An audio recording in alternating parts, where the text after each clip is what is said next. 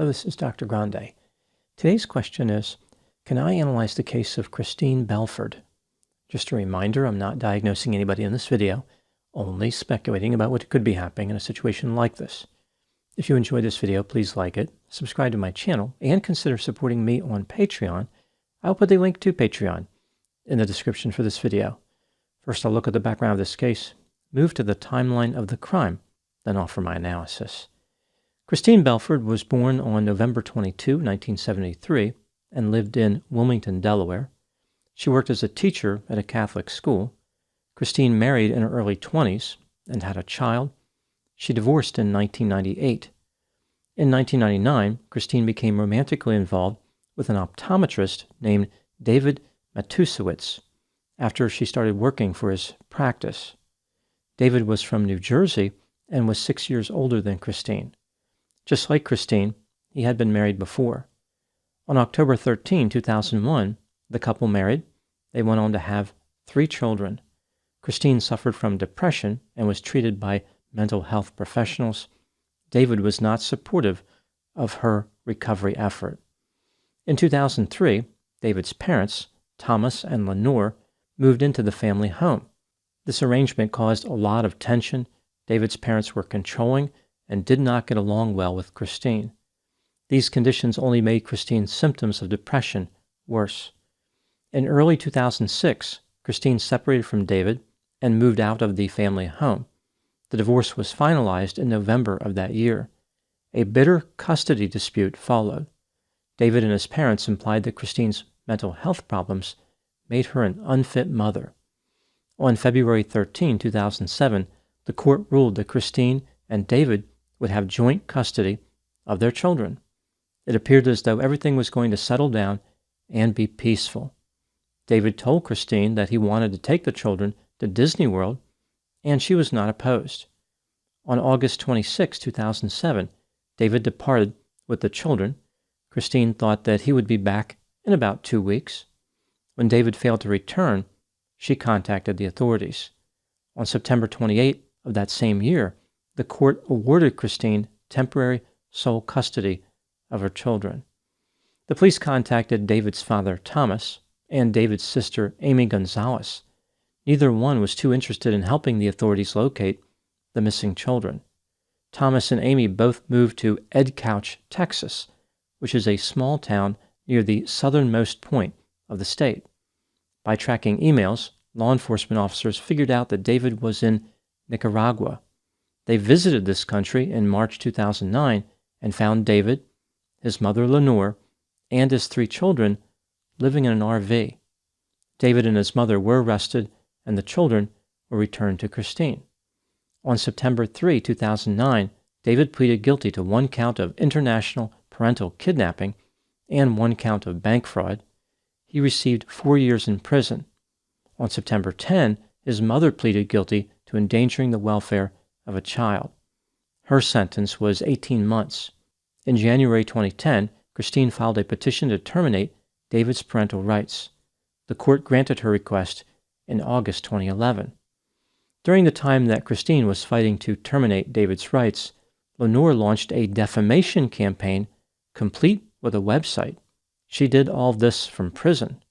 Among the many accusations, Lenore said that Christine had committed horrible offenses against the children. During this time, Christine became more isolated and afraid. In September 2010, Lenore was released from prison and she moved to Texas, where Thomas and Amy lived. David joined them when he was released in September 2012. Now moving to the timeline of the crime. On January 8, 2013, David was granted permission by the U.S. Probation Office to attend a child support arrearage hearing the next month. The hearing was in the Newcastle County Courthouse in Wilmington, Delaware. He traveled to Delaware with his father Thomas and his mother Lenore, although in his request for permission, he never mentioned that he would have company. On the day of the hearing, February 11, 2013, David and Thomas drove a Honda CR-V to a hotel parking garage not far from the Newcastle County Courthouse. At 7:32 a.m., they walked into the courthouse. David entered the security screening line as Thomas walked around the lobby. David passed through security and made his way to another floor as Thomas remained in the lobby. At about 8 a.m., Christine Belford entered the courthouse along with a friend of hers named Laura Mulford. Thomas produced a Glock 21 semi-automatic pistol chambered in .45 caliber ACP and shot Christine and her friend Laura to death. After a brief shootout with Capitol police officers, Thomas ended his life with a self-inflicted gunshot wound to the head. David was arrested and charged in connection with failing to ask permission to have his parents with him on the trip. The Honda CR-V was searched by the police. It contained several items, including ammunition, an electric shock device, binoculars, restraints, a military-style knife, a bullet-resistant vest, and photographs of Christine's children and residents. David and his parents had also taken a Honda Civic on the trip, which had been parked in Maryland. In that vehicle, the police found a rifle chambered in .223 Remington, a .357 Magnum revolver, a 9mm semi-automatic pistol, a shovel, and gas cans. 2 days after the shooting, David's sister Amy Gonzalez filed a petition for custody of Christine's 3 children, but she would not be successful. Ultimately, David, his mother Lenore, and his sister Amy were charged with conspiracy to commit interstate stalking and cyberstalking, and cyberstalking resulting in death. David and his mother were also charged with interstate stalking, resulting in death. They went to trial in June of 2015, and they were convicted. All 3 were sentenced to life in prison without the possibility of parole. Lenore managed to escape her sentence when she died on May 6, 2016. At the time I'm making this video, David and his sister Amy continue to serve their life sentences. Now moving to my analysis. The prosecution of David, his mother, and his sister for cyberstalking resulting in death was the first time this law was tested in court. Some people view convicting the trio as an overreach by the government, a way to avenge the murders even though the actual killer was already dead. The government, of course, disagrees. They believe that the behavior of the trio caused Christine's death. In order for the trio to be considered guilty under the cyberstalking charge, Christine's death must have been the result of their conduct in a real and meaningful way, and in the absence of their conduct, the harm would not have occurred. This law can be interpreted like the felony murder rule. The trio was engaged in conduct that led to death, but they did not necessarily have a specific intent to kill. The theory in this case would be that the trio inspired Thomas to carry out the murder, or could reasonably foresee how their behavior would lead to this outcome. This brings me to the question, were David, Lenore, and Amy guilty of cyberstalking resulting in death? Let's take a look at the evidence both for and against the idea they were guilty, starting with the inculpatory factors.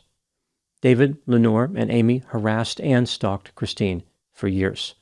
They made several false accusations against Christine using social media, a website, email services, and by mailing letters.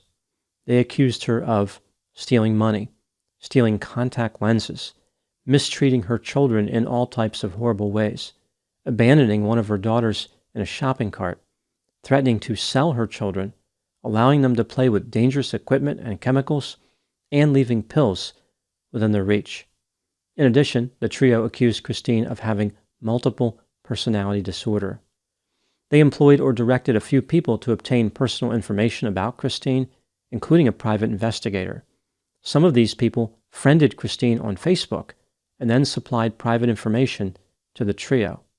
At one point, David was even given Christine's Facebook username and password.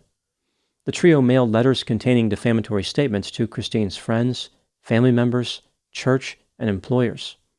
They repeatedly made anonymous complaints to the Delaware Division of Youth and Family Services.